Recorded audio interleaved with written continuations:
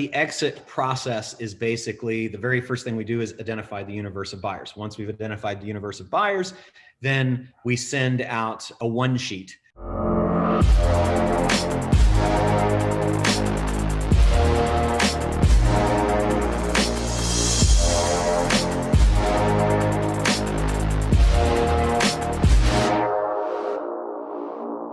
And the one sheet is very vague. It basically says, we have a wholesale parts manufacturing company in the Western United States doing approximately $10 to $20 million a year in revenue and $2 to $5 million in EBITDA.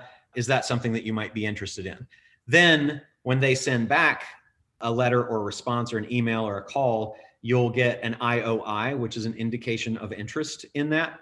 When you get your indication of interest, you gather those, look at the ones that you think might be good to talk to, and then you would send out an NDA, a non-disclosure agreement to them and say, okay, I'm going to tell you a little bit more about the deal.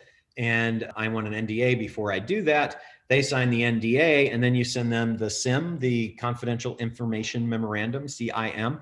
And that has kind of a high level information about the company in more detail.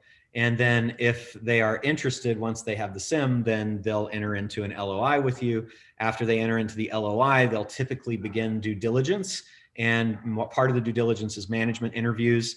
That's part of what they call CDD, Commercial Due Diligence. They'll also have their legal department reach out for all the legal stuff. That's LDD. And then they'll have their accounting team reach out to do financial due diligence. That's FDD. So you go through FDD, CDD, LDD. And then once you do that, you'll get a draft of a definitive agreement for either it'll be a stock purchase agreement or an asset purchase agreement. Usually those deals are done as asset purchase agreements. Stock purchase agreements is a generic term that applies even if it's an LLC. It would technically be a membership interest purchase agreement, but I think MIPA doesn't sound as good as SPA.